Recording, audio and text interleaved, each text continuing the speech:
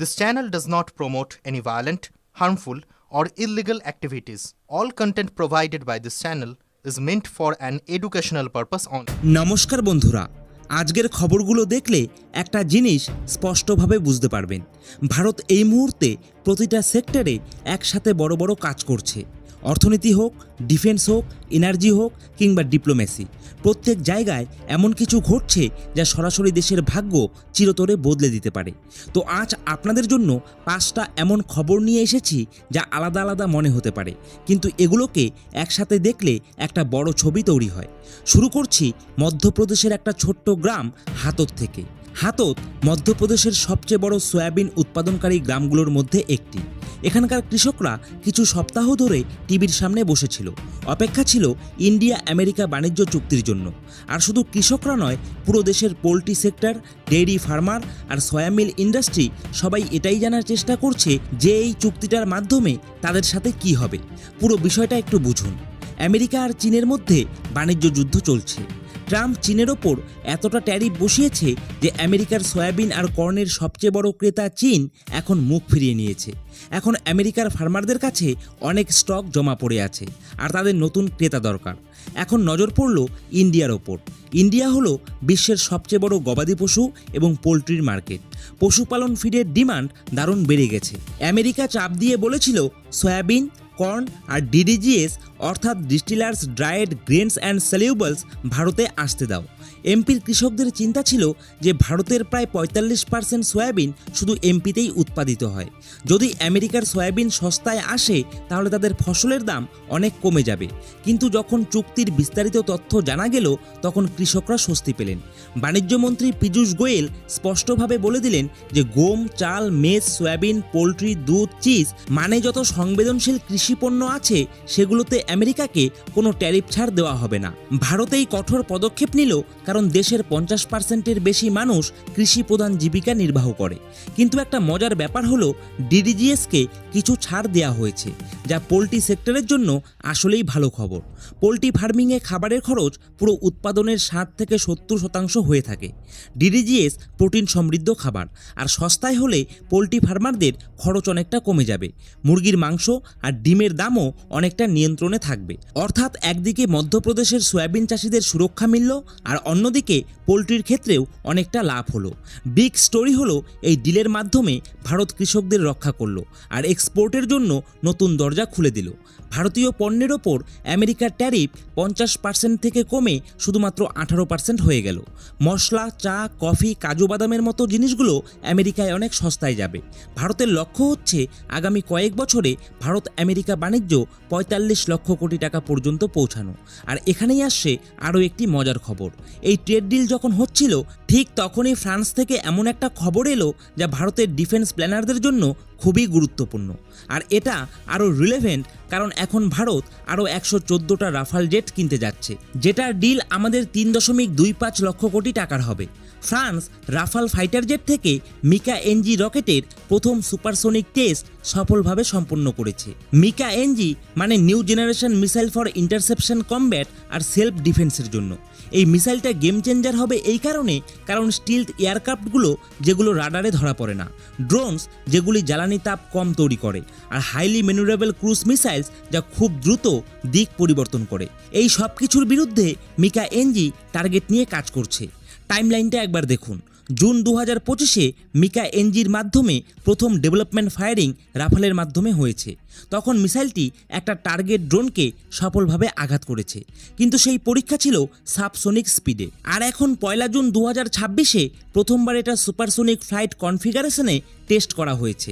এটা চ্যালেঞ্জিং ছিল কারণ ম্যাক 1-এর বেশি স্পিডে আশেপাশের তাপমাত্রা অনেকটা বেড়ে যায়, আর মিসাইলের ইনফ্রারেড শিকারের জন্য টার্গেট আর ব্যাকগ্রাউন্ড আলাদা করা অনেক কঠিন হয়ে পড়ে। কিন্তু মিকা এনজি এই টেস্ট পাস করেছে। ফ্রান্সের ডিজিএ, এমবিডিএ, ডিসল্ট এভিয়েশন আর ফ্রেঞ্চ বিমান বাহিনী এই যৌথ পরীক্ষাটি পরিচালনা করেছে এবং এটিকে রাফাল যুদ্ধবিমানের জন্য ক্ষেপণাস্ত্রটির যোগ্যতা অর্জনের ক্ষেত্রে একটা বড় মাইলফলক হিসাবে অভিহিত করেছে। ভারতের জন্য এটি অত্যন্ত তাৎপর্যপূর্ণ কারণ দেশটি যে 114টি রাফাল যুদ্ধবিমান সংগ্রহ করতে যাচ্ছে সেগুলোতে মিকা এনজি ক্ষেপণাস্ত্র যুক্ত থাকবে। এর ফলে ভারতের রাফাল বহরের বিধ্বংসী সক্ষমতা বহুগুণ বৃদ্ধি পাবে। এখন বিবেচনা করুন যে পাকিস্তান চীন থেকে পিএনএস হাঙর নামে একটি নতুন সাবমেরিন সংগ্রহ করেছে। এটি চীনের টাইপ 039A নকশার ওপর ভিত্তি করে তৈরি। পুরনো সাবমেরিনগুলোর ব্যাটারি চার্জ করবার জন্য বারবার জলের উপরিভাগে উঠে আসতে হতো, আর সাবমেরিন যখন উপরিভাগে উঠে আসে তখন সেটিকে শনাক্ত করা আরও সহজ হয়ে যায়। তবে হাঙর সাবমেরিনটি EIP ব্যবস্থায় সজ্জিত। এর অর্থ হলো এটি জলের ওপর ভেসে না উঠে একটানা 20 দিন জলের নিচে অবস্থান করতে পারে, ঠিক যেন কোনো ঘোষ্টের মতো নিঃশব্দে জলের নিচে চলাচল করে।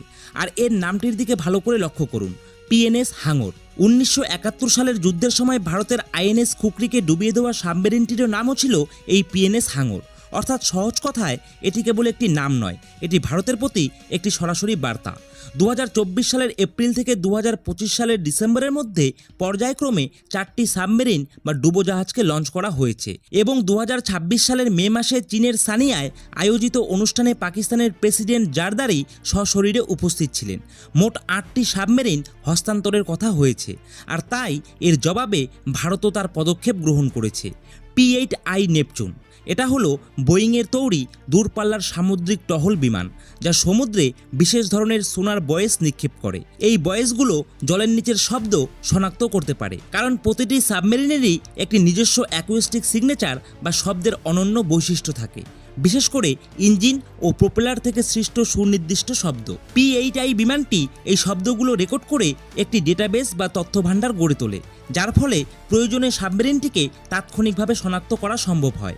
বর্তমানে এই বিমানগুলো পাকিস্তানের উপকূলীয় এলাকায় টহল জোরদার করেছে এবং 2026 সালের ফেব্রুয়ারি মাসে ভারত আরও 6টি P-8I বিমান কেনার জন্য অনুমোদন দিয়েছে। এখন এই অঞ্চলে ভারতের আরেকটি বড় পদক্ষেপ নেওয়ার প্রক্রিয়া চলছে। ব্রহ্মস মিসাইল পুরো এশিয়া জুড়ে এমনভাবে বিক্রি হচ্ছে যেন প্রতিটি দেশই এর জন্য অপেক্ষা করছিল।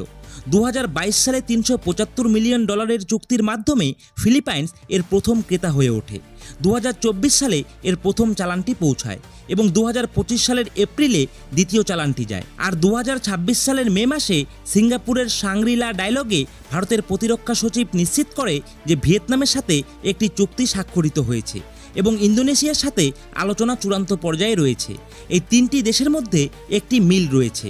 দক্ষিণ চীন সাগরে চীনের সাথে ফিলিপাইন্স, ভিয়েতনাম ও ইন্দোনেশিয়া সবারই কিন্তু বিরোধ রয়েছে। চীন ক্রমাগত তাদের সামুদ্রিক সীমানা বিস্তারের চেষ্টা চালিয়ে যাচ্ছে, তো তাদের দূরত্ব বজায় রেখেই চীনের যুদ্ধজাহাজগুলোকে প্রতিহত বা ধ্বংস করতে সক্ষম এমন একটি ক্ষেপণাস্ত্র তাদের প্রয়োজন। ব্রহ্মস, যার গতি ম্যাক 2.8 এবং যার পাল্লা বা রেঞ্জ অত্যন্ত চিত্তাকর্ষক, তা এক্ষেত্রে এক আদর্শ প্রতিরোধক হিসাবে কাজ করে। আর এখন সবচেয়ে বড় খবরটি হলো আন্দামান সাগরে এমন এক জ্বালানি সম্পদের সন্ধান পাওয়া গেছে যা ভারতের সামগ্রিক জ্বালানি খাতের চিত্রটাই বদলে দিতে পারে। 2025 সালের সেপ্টেম্বরে ওয়েল ইন্ডিয়ার বিজয়পুরম 2 কূপে প্রাকৃতিক গ্যাসের সন্ধান পাওয়া যায়।